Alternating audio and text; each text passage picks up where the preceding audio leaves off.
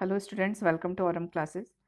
इस वीडियो में हम लेने जा रहे हैं चैप्टर इलेक्ट्रोस्टैटिक्स के एक्सरसाइज के सेकंड क्वेश्चन ऑनवर्ड्स। तो जो सेकंड क्वेश्चन है इसके 5 पार्ट्स हैं, तो 5 पार्ट्स ले रहे हैं इसमें।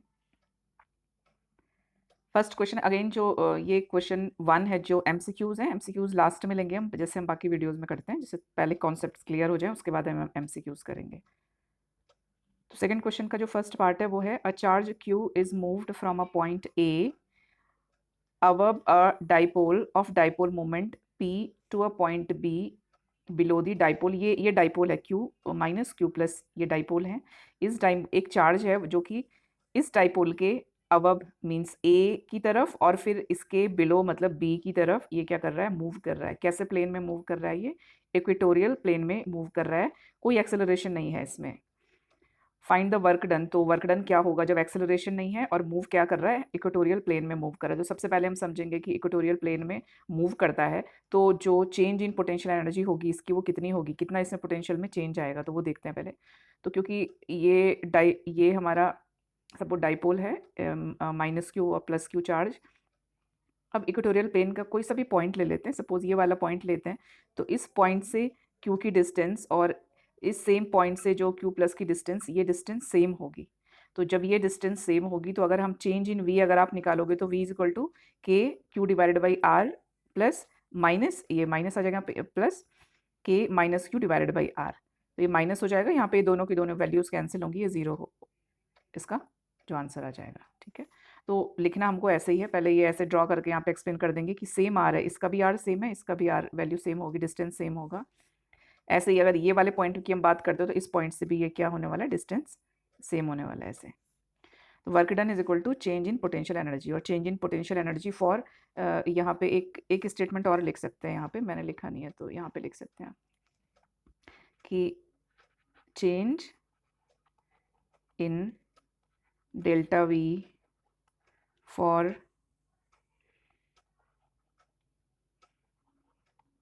इक्वेटोरियल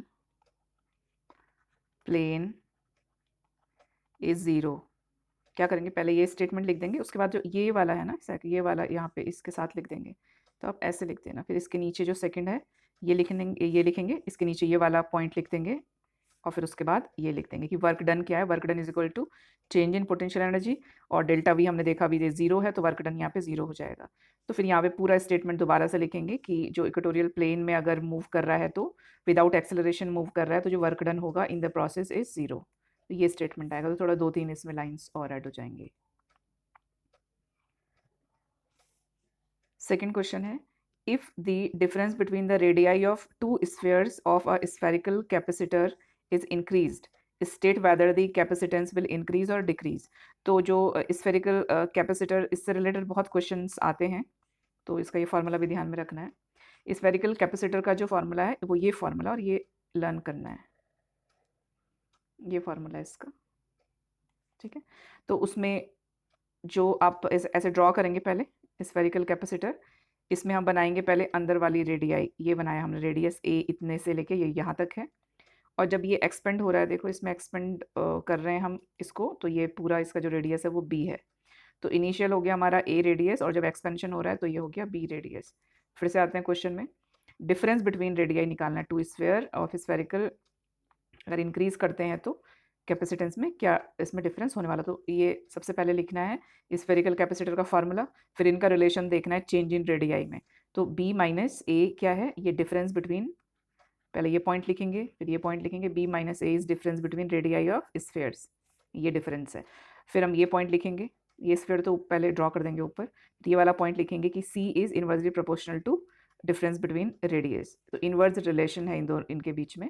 तो अगर ये डिफरेंस इंक्रीज होता है तो सी की वैल्यू डिक्रीज होगी। तो यहाँ पे आप लिखेंगे if B minus A value, अगर ये डिफरेंस रेडियस का इंक्रीज हो रहा है तो सी विल डिक्रीज। क्यों? क्योंकि इनके इनवर्स रिलेशन है रेडियस के डिफरेंस में और सी में।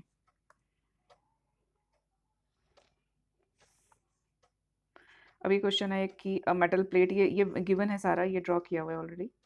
थर्ड क्वेश्चन, नहीं नहीं ये ड्रॉ नहीं है, करना पड़ेगा हमको, वो दूसरा क्वेश्चन था जिसमें ड्रॉ था। हाँ, इससे पहले वाला जो फर्स्ट क्वेश्चन है उसमें ड्रॉ था, थर्ड में ये हमको ड्रॉ करना पड़ेगा। तो पहले देखेंगे क्या है। A metal plate is introduced between the plates of charged parallel plate capacitor.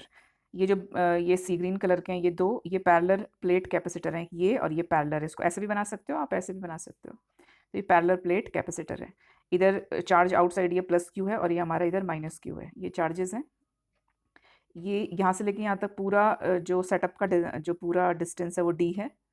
अब क्या कर रहे हैं कि इनके बीच में एक मेटल प्लेट, एक कंडक्टिंग स्लैब इंट्रोड्यूस कर रहे हैं। तो ये येलो कलर का, इसकी जो थिकनेस है वो टी है। ये इसकी थिकनेस है टी। तो a metal plate is introduced between plates of charged parallel plate capacitor. What is the effect of capacitance C में क्या इसमें इफेक्ट आएगा, मतलब इंक्रीज होगा, डिक्रीज होगा, क्या वैल्यू आएगी, कुछ डिफरेंट वैल्यू आएगी, तो वो हमको वैल्यू इसमें ड्राइव करनी है। तो सबसे पहले हम तो रिलेशन देखेंगे कि सबसे पहले हमने स्टार्ट कहाँ से करना है। सबसे पहले तो इसको ऐसे ड्रॉ करना है। ड्रॉ किया, ठीक है। यहाँ पे ये वैल्यूज़ हम ये ओरिजिनल इलेक्ट्रिक फील्ड है, यहाँ पे ई नॉट इन दोनों का अपना, ये जो हम कैपेसिटर थे इनका ओरिजिनल इलेक्ट्रिक फील्ड है ये। अब क्या होगा, धीरे धीरे ये इस साइड आ रहा है। जब D minus T distance travel कर रहा है तो ये यहाँ पे ज़ीरो हो जाएगा, ठीक है, सेंटर में। यहाँ पे तो ई क्या हो गया, ज़ीरो हो गया इसका, इसकी वैल्यू यहाँ पे इधर। तो ये लिखना कैसे, हमको लिखेंगे कि प्लस क्यू माइनस क्यू, जो चार्जेस हैं ये टू फेसेस में चार्जेस हैं, इस फेज में प्लस क्यू, इस फेज में minus Q. E not original electric field है जो कि reduces to E is equal to zero on D minus T, जो डिस्टेंस ट्रेवल करेगा। ये पूरा डिस्टेंस डी है और इतना अगर इस डी से हटा दो, यहाँ से लेके यहाँ तक डी है, माइनस टी कर रहे हैं, मतलब इतना डिस्टेंस इससे अगर हम हटा देंगे तो कितना डिस्टेंस आएगा, मतलब ये यहाँ से यहाँ तक की बात कर रहा है या यहाँ से यहाँ तक की बात कर रहा है। तो जो एक्सप्रेशन होगा वो होगा v is equal to E not D minus T. E not का जो एक्सप्रेशन है एक, तो ये हमको मालूम है, ये सरफेस चार्ज डेंसिटी है sigma divided by epsilon not. तो ई नॉट, हम ये एप्सिलॉन नॉट वैक्यूम की बात कर रहे हैं या एयर में, तो v हो जाएगा यहाँ पे v is equal to sigma divided by epsilon not D minus T. ये b लिखेंगे because we know that E not is equal to sigma divided by epsilon not. फिर आगे हम कैपेसिटेंस में आएंगे। पहले v का ये वो पीछे वाला एक्सप्रेशन ये रिपीट किया है, v is equal to Q divide by, ये था ना इधर, यहाँ पे v is equal to sigma divided by this, और सिग्मा इज इक्वल टू, ये पीछे लिख सकते हैं आप, sigma is equal to Q divided by A, ठीक है, यहाँ पे लिख सकते हैं is equal to Q divided by A. तो ये q डिवाइडेड बाई a हो गया, q divided by a epsilon not D minus T. Since c is equal to q divided by v, तो ये जो v की वैल्यू है ये इस पे पुट करेंगे हम। c is equal to q divided by v, v is equal to q D minus T divided by a epsilon not, ऊपर चला जाएगा, ये k q कैंसिल हो गया, ये मिलेगा हमको e नॉट और ये एंड दिस। अब क्या करना है हमको, एक्सप्रेशन यहाँ पे तो नहीं मिल पा रहा है कंप्लीट, तो हम क्या करेंगे, मतलब वैक्यूम में c का रिलेशन से हमको इसको रिलेट करना है ना, तो हम क्या करेंगे, इसको ये वाला जो t है, t को d से मल्टीप्लाई और डिवाइड कर देंगे। ये कर दिया मल्टीप्लाई और डिवाइड, तो D T divided by D हो गया। फिर इसको कॉमन लेंगे d, क्योंकि हमको ऊपर चाहिए, इसलिए हमको यहाँ से d बाहर इसको कॉमन लेना था हमको, इसलिए हमने d से इसको मल्टीप्लाई और डिवाइड किया। तो ये हो गया epsilon not a divided by d। अब ये d आराम से ऊपर चला जाएगा, epsilon not a divided by d होता है c नॉट। तो ये एक्सप्रेशन मिलेगा हमको, c is equal to C not divided by one minus T divided by D. तो ये हमको क्या शो कर रहा है, ये शो कर रहा है कि C जो है कैपेसिटेंस है वो C नॉट से ग्रेटर है अगर, तो capacitance increases on introducing metal slab in between the plates. Fourth ये रिड्यूस्ड पोर्शन है। फिफ्थ क्वेश्चन देखेंगे।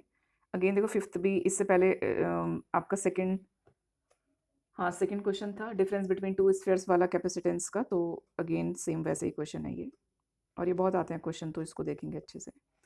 फिफ्थ क्वेश्चन है, इसमें पूछा है a spherical shell of radius B, एक शेल है जिसका रेडियस है बी, यहाँ से लेके यहाँ तक, विद चार्ज क्यू।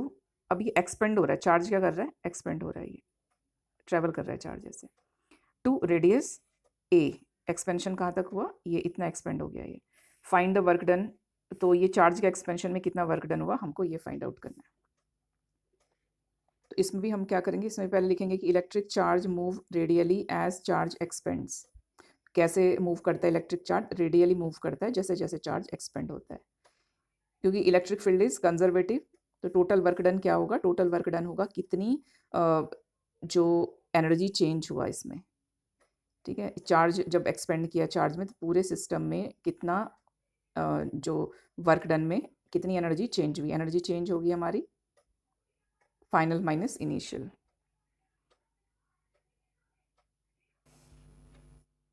हाँ, तो ये जो है work done against electrostatic force, ये आपका change in electrostatic potential energy, ये फाइनल माइनस इनिशियल होगी।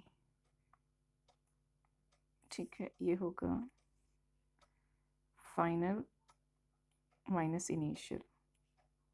तो फाइनल है ए, ये है ए और ये है बी।